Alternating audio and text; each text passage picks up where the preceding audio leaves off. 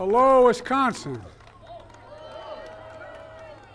First time I was here was about 180 years ago with William Proxmire, and I was a 31-year-old senator. I'm only 40 now, but please have a seat if you have one. It's great to be back.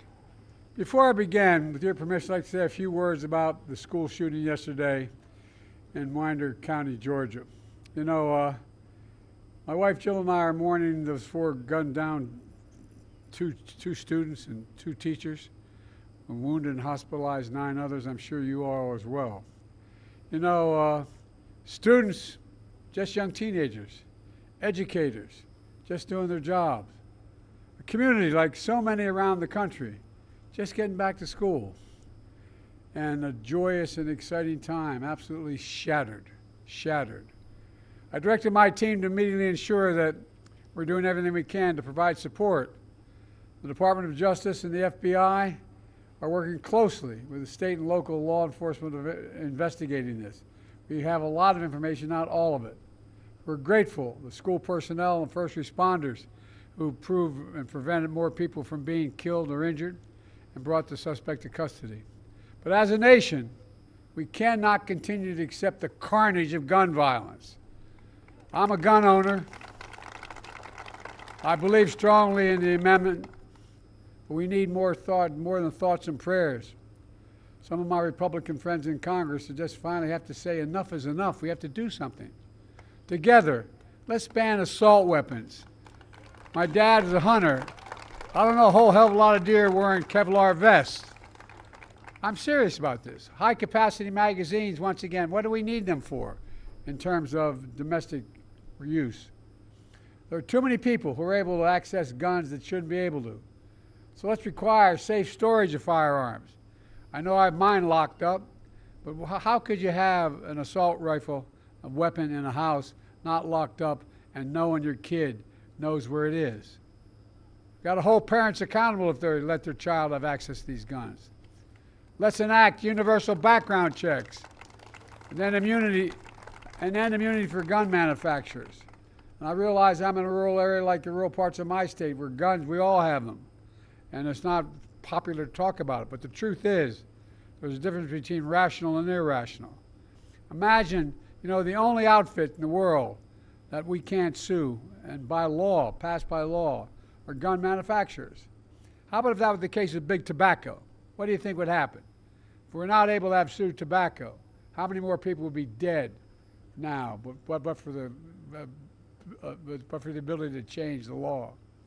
Folks, common sense measures supported by responsible gun owners, it won't bring back those children, but thousands of children have been gunned down across. More children are killed or die from a gunshot wound than any other reason in the entire United States. Every disease, every accident, everything. More die as a consequence of a bullet in the United States of America. But they'll help save lives if we do the things we're talking about and prevent communities from being ripped apart again. We can do if we do it together, and I really think we can. So I just wanted to say that before we began.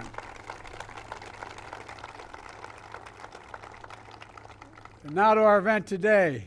Thank you, Darren, for that introduction and for sharing your story as a family farmer. And thank you to one of America's best, I say one of the 3 best governors in the entire United States of America. Where is he? There he is. Tony, you're the best, pal. When I think of Tony Evers, I mean this sincerely, one word comes to mind: integrity. Integrity. And sitting next to him is a former governor, not far from here, from Iowa, named Tom Vilsack, and his wife, Christy. Christy, you're there. Yeah, there you are. She's smarter than he is. Just like Jill's smarter than I am. But Tom's doing a hell of a job as Secretary of Agriculture. And thanks to all the local elected labor and community leaders that are here. And a special thanks to Brent Ridge, CEO of Dairyland Power Cooperative, for hosting us today.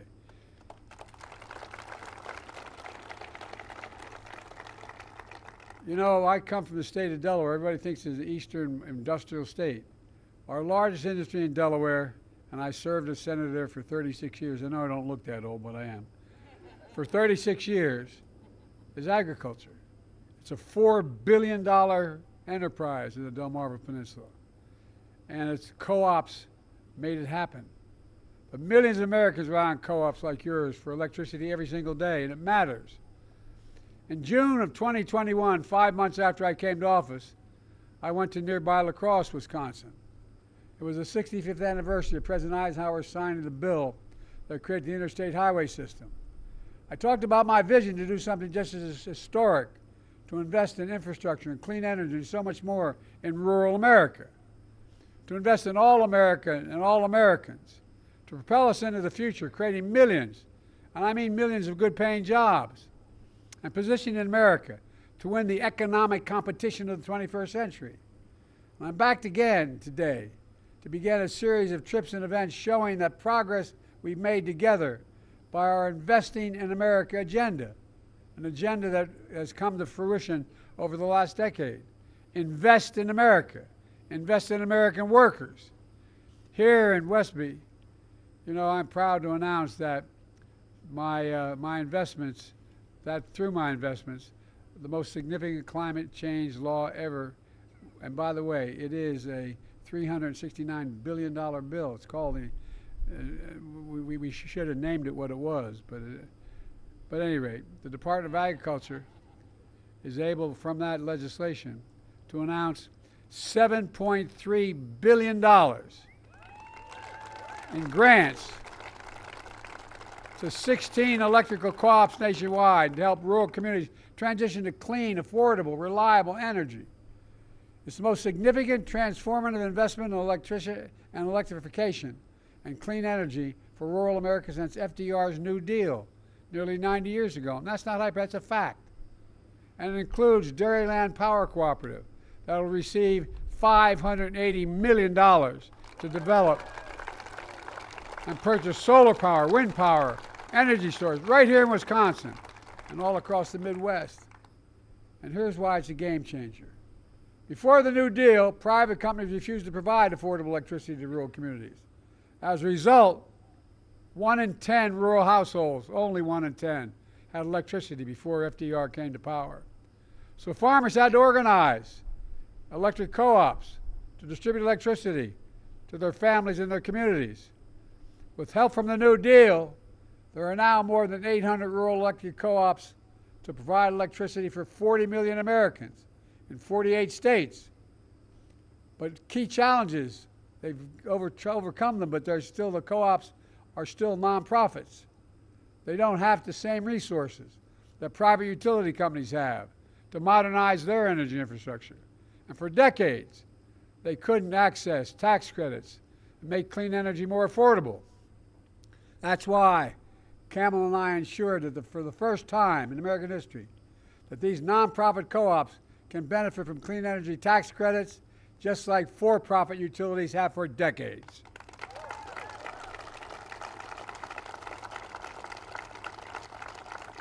We also created new tools for co-ops to refinance prior debts so they can go out there and not be held back from investing in their future. Today's historic announcement of $7.3 billion for rural electric co-ops builds on those steps. It means clean, affordable electricity for over 5 million rural households and businesses across 23 states. It means 20,000 jobs, good-paying, high-quality jobs, including union jobs, so rural America is empowered to lead our clean energy future. It means covering the upfront cost of clean energy so rural families can save on their energy bills and get just a little more breathing room at the end of the month. And it means rural entrepreneurs and manufacturers who are so fundamental to our economy are powered with reliable, affordable energy, and they can create more job opportunities in their communities. And guess what? It's also good for the environment as well. Because of our historic actions, we're going to reduce by 43 million tons greenhouse gas pollution every single year as a consequence of these investments. That is the equivalent of removing pollution from more than 10 million gas-powered vehicles. 10 million. It's going to save $265 billion in healthcare costs because of better, cleaner quality of air. People aren't breathing polluted air and getting sick. That comes from the NIH. It matters, folks. You know it. And folks, I've kept my commitment to be president for all America and all Americans, including rural America. Your communities are the backbone, and that's not hyper. You're the backbone of this country. You deserve the same resources as folks in our cities and our suburbs. And that's what today's announcement is all about. Generating rural power for rural America. But that's not all. Last year, I was next door with your good neighbor, Governor Walz of Minnesota. I think the guy's gone places. I talked about we're making the most fundamental and significant investment ever in rural America, creating new and better markets, new income streams that are generators of rural America that can grow and thrive. For example, we're taking on big corporations and doing everything from increasing competition in the meat markets to boosting domestic fertilizer production. In fact, here in Wisconsin, that means $12 million to lower fertilizer costs for farmers across the state, which also creates jobs and grows new businesses. Here in Wisconsin, we also invested $47 million to lower energy costs, install renewable and energy efficient technologies like solar panels behind me on farms and rural small businesses. Darren just shared how that's cut his family electricity bill in half. We're helping farmers and ranchers and entrepreneurs tackle the climate crisis. Climate smart agriculture such as cover crops, nutrient management, storing carbon in the soil. These practices reduce the greenhouse gas emissions and improve overall health of the soil and the water. They put us on a path to continuing to grow the food, the fuel, the fiber that will power our nation for decades to come. Through our bipartisan infrastructure law, it's a fancy way of saying that $366 billion for the environment, most significant investment in America's infrastructure. And what the infrastructure bill, by the way, the bipartisan bill, that was $1.2 trillion. And guess what? We're still lowering the deficit. Anyway, most significant investment in America since Eisenhower's interstate highway system. We've invested $4 billion so far in 350 projects to modernize Wisconsin transportation. Just in Wisconsin, that's been invested. Infrastructure, including 3 roundabouts on Route 14, US 14, and a new bridge on County Highway M. Folks, look, just like we're making the most significant investment in rural electrification as FDR, we're also making the most significant investment ever in affordable high-speed internet. Because affordable high-speed internet is just as essential today as electricity was a century ago. In order to be able to do business, and when things are shut down, your kid doesn't have to sit outside of McDonald's. And anyway, that's why we've invested $1.6 billion just in Wisconsin to connect everyone to affordable high-speed internet in Wisconsin.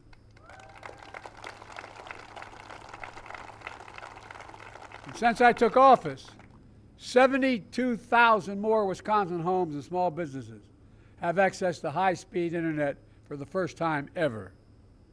We're going to keep it going. We've also invested $200 million to replace lead pipes across the state so a kid can drink clean water without worrying about brain damage, and changing their schools as well. We've launched the Rural Partners Network, putting new federal staff on the ground to help communities access federal resources. Let them know what they are, where to go, how to get it, because it's complicated. So I want people on site being able to tell people how they qualify, how they apply, how they get it done. And after years of importing 90% of our semiconductor chips, which I might add, America invented. We invented the computer chip. It's needed for everything for automobile engines to weapons. We passed the Chips and Science Act, has led private companies from around the world to come back. We used to have 40% of the market not too many years ago. And now we've got down to basically zero. So around from countries around, I travel from everywhere from North Korea, anyway, South Korea to across the world to get these computer chip factories to come. I asked when we convinced one of the companies in South Korea to invest in building these chips in America, I said, why would you do it? And they're investing several $1 billion. He said, because you have the most advanced workers in the world, and it's the safest place in the world to invest. Well, our Chips and Science Act has led private companies from around the world to invest hundreds of billions of dollars in new chips and battery factories, and more of them right here in America. With the leadership of your governor, you've already added 200,000 new jobs and attracted over $5 billion in Wisconsin in private sector investment in clean energy and advanced manufacturing.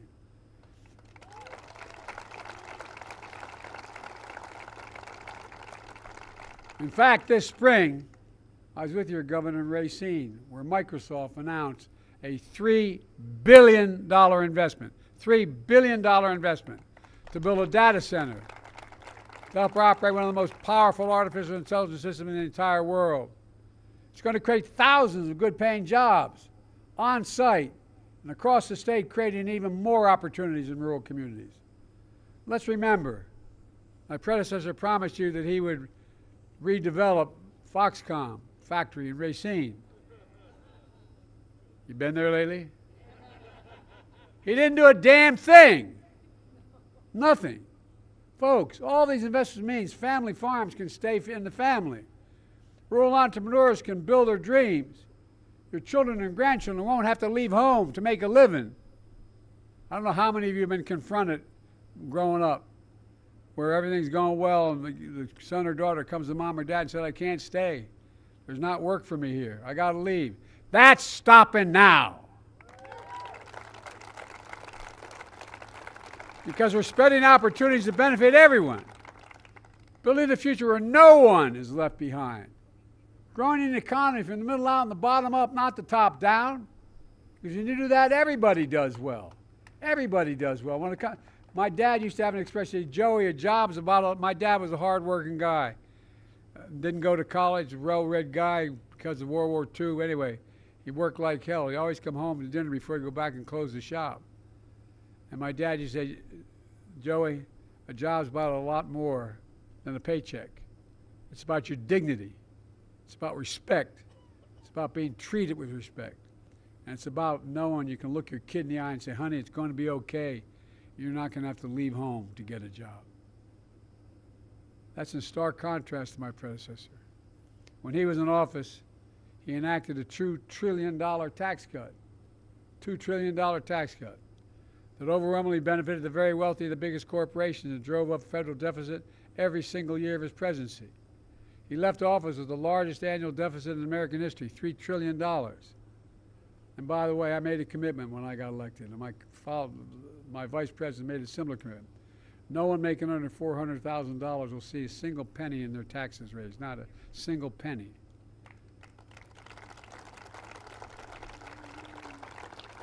Neighborhood I come from in Claymont, Delaware, and Scranton, Pennsylvania, they say, well, that's too damn much.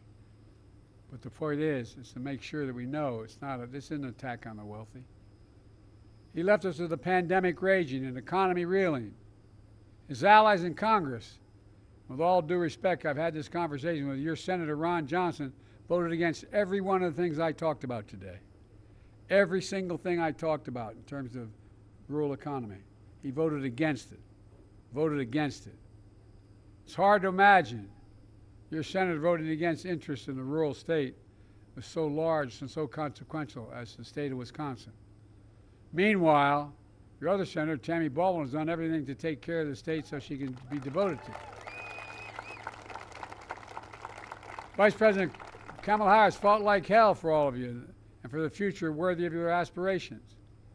Look, just think about how far we've come. We have more to go. We have more to go. Too many people are still in trouble. But nearly 4 years that we've been president and vice president. We've one of the most extraordinary periods of progress in American history. COVID no longer controls our lives. We've gone from an economic crisis to the strongest economy in the world. Let me say it again.